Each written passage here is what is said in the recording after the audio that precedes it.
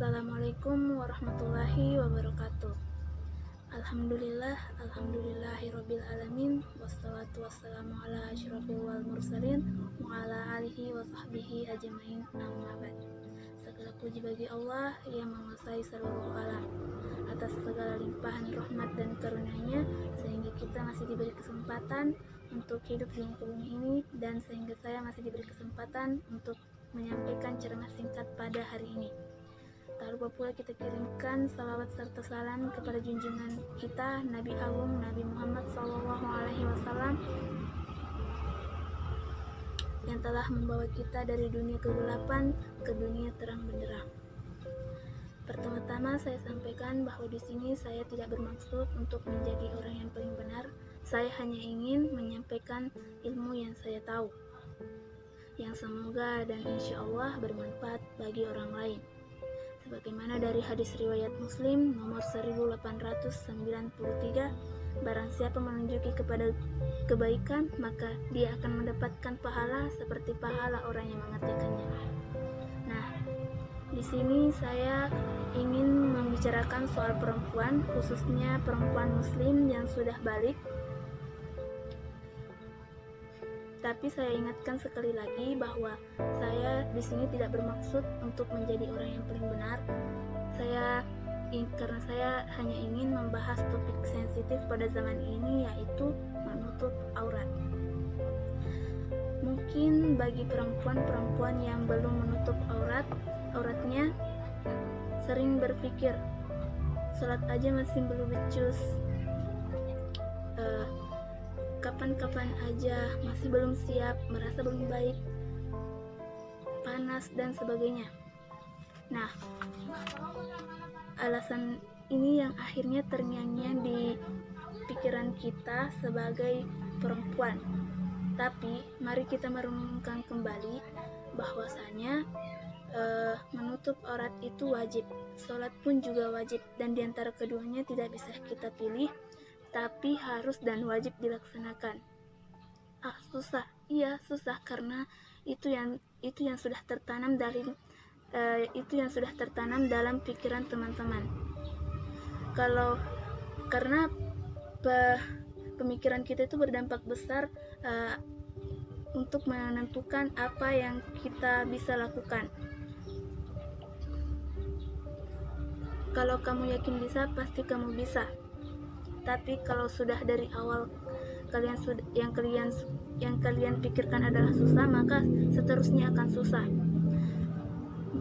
Kemudian merasa diri belum jadi baik. Sebenarnya itu tidak ada sangkut pautnya dengan menutup aurat, karena sekali lagi menutup aurat itu wajib hukumnya, dan tujuannya pun untuk melindungi dan menjaga diri kita sendiri, karena Allah Subhanahu wa Ta'ala melarang dan memerintahkan sesuatu pasti untuk kebaikan hambanya. Nah, balik lagi ke masalah menutup aurat. Dalam firman-Nya Allah Subhanahu wa Ta'ala berfirman, "Wahai Nabi, katakanlah kepada istri-istrimu, anak-anak perempuanmu dan istri-istri orang mukmin, hendaklah mereka menjulurkan jilbabnya ke seluruh tubuh mereka. Dan demikian itu supaya mereka mudah dikenal, dan karena itu mereka tidak diganggu, dan Allah adalah Maha Pengampun lagi Maha Penyayang." Quran Surah Al-Ahzab surah ke-33 ayat 59. Jadi tujuannya memang untuk menjaga diri kita sendiri dari gangguan orang-orang jahat, dan lagi sangat berdosa apabila kita yang sudah balik tidak menutup aurat. Ancamannya bahkan sampai tidak mencium baunya surga.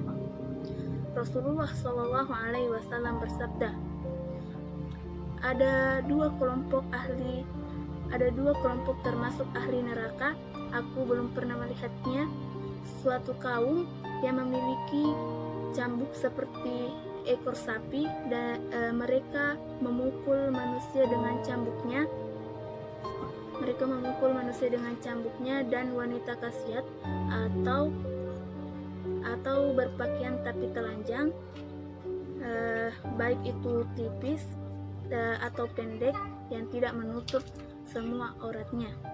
mailat mumilat atau bergaya ketika berjalan dan ingin diperhatikan orang lain. Kepala mereka seperti punuk unta. Kepala mereka seperti punuk unta yang berpunuk dua. Mereka tidak akan masuk surga dan tidak mendapatkan baunya. Padahal bau surga itu akan didapatkan dari sekian dan sekian.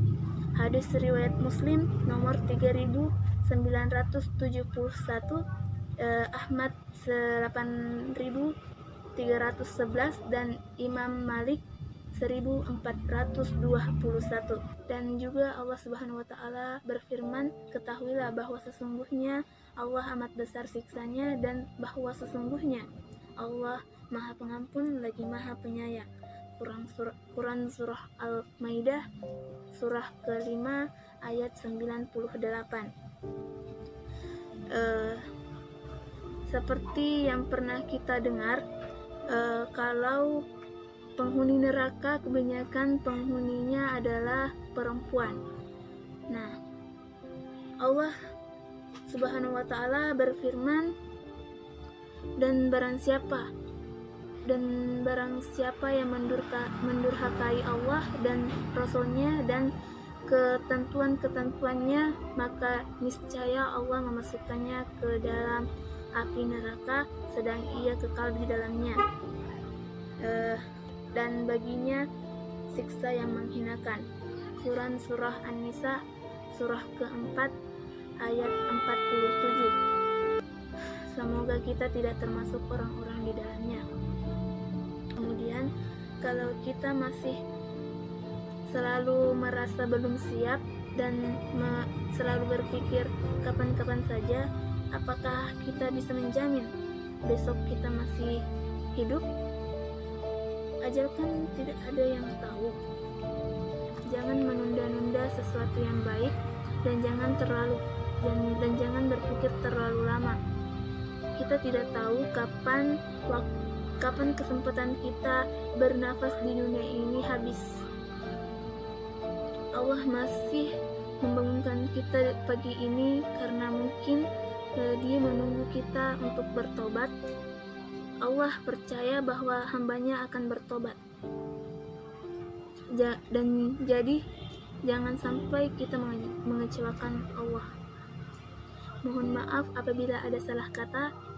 Yang baik datangnya dari Allah, yang buruk datangnya dari saya sendiri. Semoga saya bisa terus memperbaiki diri. Sampaikanlah dariku walau hanya satu ayat. Hadis riwayat Al-Bukhari. Wassalamualaikum warahmatullahi wabarakatuh.